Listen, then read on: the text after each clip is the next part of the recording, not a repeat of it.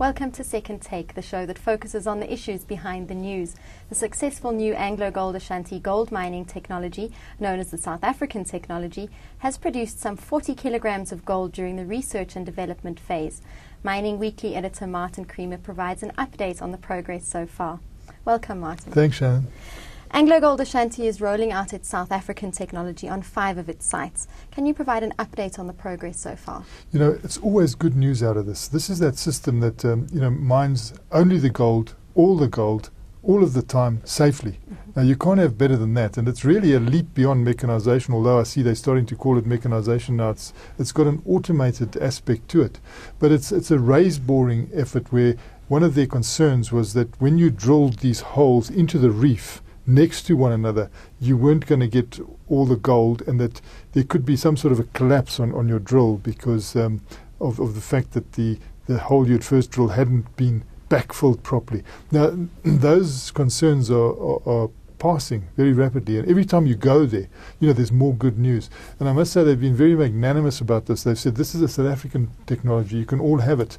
But you can see that by the time the South Africans get this technology, they will have advanced it so many times. It's like in the old days, the Germans wouldn't show you their new technology, the Japanese would, but by the time you actually took the idea, they were 10 times better, and it's this sort of thing that's happening out at AngloGold Ashanti, which is really surprising on the upside with this technology, because normally it's long and laborious. But we see that they've had this concept since 1974. Now, one asks, why didn't they introduce this sooner? Exactly. Because it's taken a long time now to go through. They're going to say they need 2 to 3 years to do 20% of their mining. But you can see they're starting in the areas that are shallower. They're starting with places where they were no-go areas because it was unsafe, pillar mining, but mouth-watering grades they're getting. 90 grams per ton, 200 grams per ton. It's a fantastic start for this. It's already paying for itself, in gold. It's produced 40 kilograms of gold.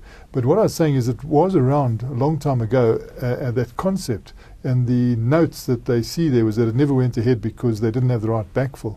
And many people feel, gee, that's not a good enough reason. There must have been other reasons. And the story is, though, that for 15,000 people to go down these shafts every day and mine in the conventional way is really it's past its shelf life. That should be, the sell-by date is gone.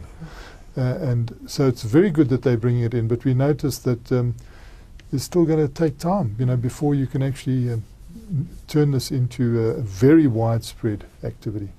Now, AngloGold Ashanti CEO Srinivasan Venkat describes the technology as the single key to improving productivity. Yes. What are the key breakthroughs?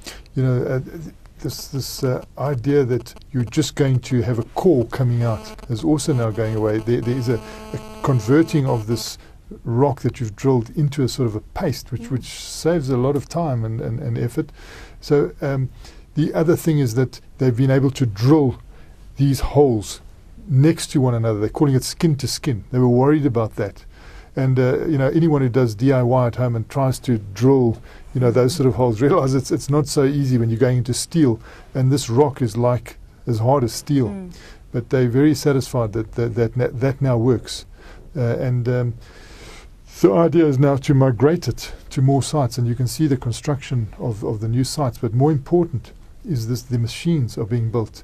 And even more fascinatingly, these machines are being built by people on the West Rand. So it's going to be a local effort, which could actually go around the world to any narrow reef situation. I know in most of the goldstone plants, plants around the world, they refer to narrow vein, which is more vertical. So perhaps there won't be too many places where you can go, but as you go mining deeper from an open pit, you're probably going to have the opportunity of some sort of mechanization for the narrow reef hard rock mining wherever you go. Platinum as well. We hear that it's in the platinum mines already. Has drill time decreased? Well, there is a situation where they were talking about 18 days to get these drills. So this is drill holes through. This is now down to 3.5 days, and their target is 2 days. So, and that will make a huge difference to the turnaround situation. So, they're ticking the boxes very rapidly with big smiles on their faces and bringing skeptics down. And, the skeptics go in very skeptically and they come out with total conviction. So it's also an important thing. The analysts are starting to buy this, the investors looking at it, and it's being mentioned, like I've just come from Sibanya, and it was mentioned there. It's been mentioned by Harmony. It's starting to spread around because AngloGold Ashanti are saying, look, you can all use this. It's not ours. Now, you briefly mentioned that it was already in platinum mines. Yes. What makes a difference to Dr. Robbie Robinson's technology that he's been mentioned that we've discussed previously? You see, the difference is that Robbie Robinson's technology can come in far quicker, which that's why I've been mentioning it to people. Why don't you look at this? They say they've tried it in the past and it hasn't been successful, but the fact that the way blasting technology is gone, gives you this sequential blasting is a big plus. And also, if you link Robbie Robinson's selected blast mining to mechanization, that is another big plus, because you can go into these stopes, you drill remotely, and then you use a selected blast technique which blows the waste into the back of the stope, and then it's pressurized as a backfill, and the actual ore, the gold, the part that you're looking for, pops out. And you can use that, you can scrape that up, clean it up as they call it, using small little dozers which are already used in the platinum mines, because you won't have to worry too much about the waste. There was a concern with mechanized mining that there would be too much waste because of the way we were blasting, and that you would need a very ultra low machine where people would be having to lie down to operate these things. At that stage they were thinking they couldn't sit up because it's so low. But now that you've got selected blast mining with that, you're not worried about the waste. The waste is becoming the backfill. So you can have you can go to a 1.8 meter height, and in that height you can have these small little dozers moving around, just the reef. So all you take to the surface is the gold reef, the part that you're looking for, not all this junk. And at the same time, you are not blasting that very good reef, which is where all the money is, to smithereens. It boggles my mind that South Africa can go on doing this, in such an old-fashioned way, where you go in there and you blast this precious reef to smithereens.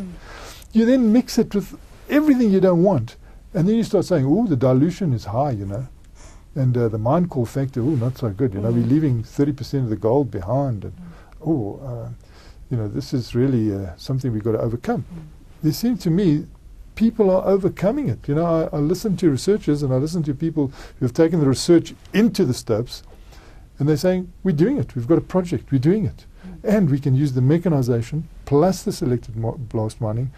They go hand in glove, and you get the best of both worlds.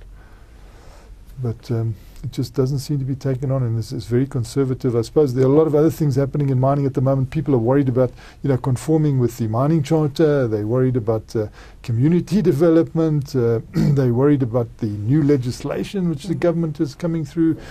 And, as I've just heard from Sibanya, they are terrified about illegal miners, which we thought were going down, the abandoned mines, but they're not.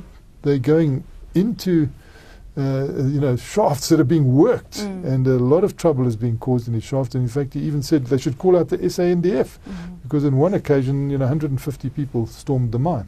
So what do you do about that? And so they've got very big fish to fry at the moment. And when I do raise this issue of mechanization, they all say yes, but it's going to take a bit of time. And can we see, where can we go? So they need a demonstrable success before they start playing around, I think. At least it's good news to start with. It's good news, and I think that people should take it up. I mean, they should create a little division that can look into this and accelerate it. We saw it being accelerated incredibly under Mark Kutafani at AngloGold Ashanti. I mean, we've never seen research turn into development, turn into actual live commercial activity like we're seeing now. And also it's destined to go much deeper, where it'll be completely, it'll be automated. And, the whole story of, all the gold, only the gold, all the time, safely. I mean, surely. Key words. Those are key words. And in the meantime, if that's going to take long, why not also consider Mechanization combined with selected blast mining. We see that the way people explain it, it's like a no-brainer. Well, thank you very much, Martin. It's a great pleasure, Shannon. That's it for today. Join us again next week for more news analysis on South Africa's mining industry.